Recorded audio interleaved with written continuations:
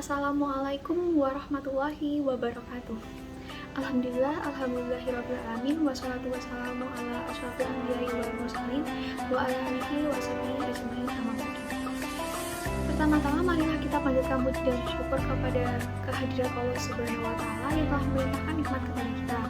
Yang kedua, salawat serta salam kita haturkan kepada junjungan kita, Nabi Agung kita, Nabi Muhammad SAW, yang kita tunggu syafaatnya di yaumul akhir nanti.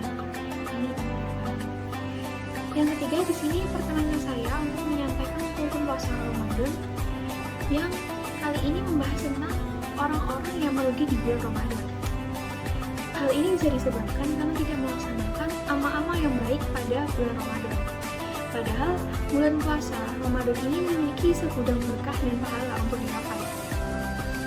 Abu Hurairah radhiyallahu anhu berkata, Rasulullah Shallallahu alaihi wasallam bersabda, yang artinya, apabila datang bulan Ramadan, pintu-pintu surga dibuka, pintu-pintu neraka ditutup, dan setan-setan pun dibelenggu.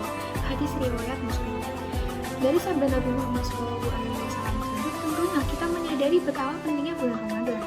Oleh karena itu, dalam kultur puasa kali ini akan dibahas tentang orang-orang yang tidak mendapatkan berkah dan malah merugi saat bulan Ramadan datang. Seperti Nabi Muhammad SAW bersabda, yang artinya, betapa banyak orang yang berpuasa namun tidak mendapatkan apa-apa selain lapar, dan berapa banyak orang yang sholat di tengah malam tidak mendapatkan apa-apa selain bergadang. Hadis riwayat Nasai. Hal ini menandakan bahwa kultur puasa Ramadan tentang orang-orang yang merugi di bulan Ramadan ini sangat penting dan berguna bagi umat Islam. Jangan sampai kita hanya menahan lapar dan tidak mendapatkan pahala. Jadi, orang-orang yang merugi di bulan Ramadan adalah yang pertama, orang yang puasa hanya mendapatkan lapar dan haus. Orang yang puasa hanya mendapatkan lapar dan haus adalah orang-orang yang pahala puasanya telah hilang. Hal ini karena mereka melakukan hal-hal seperti berdusta, bergunjing, serta melihat aurat lawan jenis dengan hawa nafsu. Di mana hal-hal tersebut adalah beberapa contoh perbuatan yang menghilangkan pahala puasa. Betapa banyak orang yang berpuasa namun tidak mendapatkan dari puasanya tersebut kecuali lapar dan dahaga. Hadis riwayat At-Tabrani. Kultur puasa ini mengajak kita untuk memanfaatkan datangnya bulan Ramadan sebaik mungkin untuk menabung pahala sebanyak-banyaknya. Karena bulan Ramadan ini menawarkan banyak sekali kebaikan-kebaikan yang seharusnya kita lakukan untuk mencapai takwa.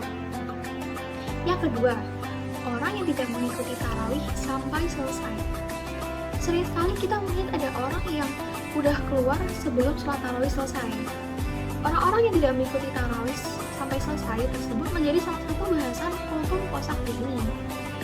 Biasanya banyak orang yang sudah keluar dari masjid sebelum dimulai sholat witir. Nabi Muhammad SAW bersabda, orang yang sholat tarawih mengikuti imam sampai selesai ditulis baginya pahala sholat semalam suntuk. Hadis riwayat Tirmizi, Ibnu Majah, dan Ahmad. Dengan sabda Rasulullah SAW tersebut, tentunya akan sangat merugi bagi siapa saja yang meninggalkan sholat tarawih sebelum selesai.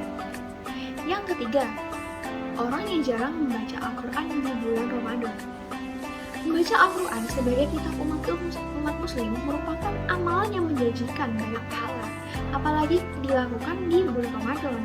Kultur puasa ini akan menjelaskan tentang orang-orang yang merugi karena jarang membaca Al-Quran di bulan Ramadan. Nabi Muhammad SAW bersabda, barang siapa yang membaca satu huruf dari Al-Quran, maka baginya satu kebaikan, dan satu kebaikan itu dilipat gandakan dengan 10 pahala. Aku tidak mengatakan alif lam mim adalah satu huruf, akan tetapi satu huruf, alif satu huruf, lam satu huruf, dan mim satu huruf. Hadis riwayat Tirmizi. Dari sabda Rasulullah SAW tersebut, kita bisa melihat betapa besarnya pahala yang kita dapatkan bila membaca Al-Quran saat bulan Ramadan. Jadi, di kultur puasa kali ini, membaca Al-Quran sudah seharusnya menjadi salah satu hal rutin yang kita kerjakan di bulan Ramadan. Oleh karena itu, sebaiknya kita mengamalkan membaca Al-Quran serutin mungkin.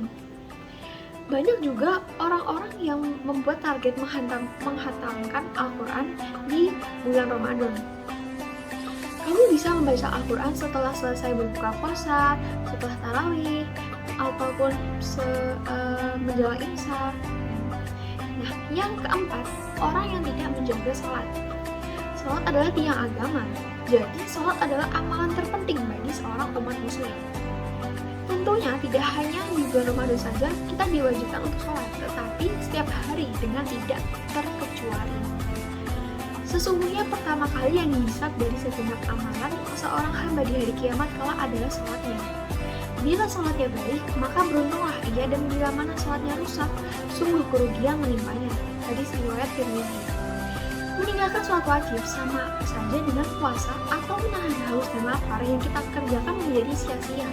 Maka dari itu sholat adalah amalan terpenting yang harus kamu lakukan setiap harinya. Itulah hukum singkat tentang orang-orang yang merugi di bulan Ramadan. Semoga kita tidak masuk ke dalam bagian orang yang merugi tersebut dan senantiasa menjadi pribadi yang menjaga amal ibadahnya.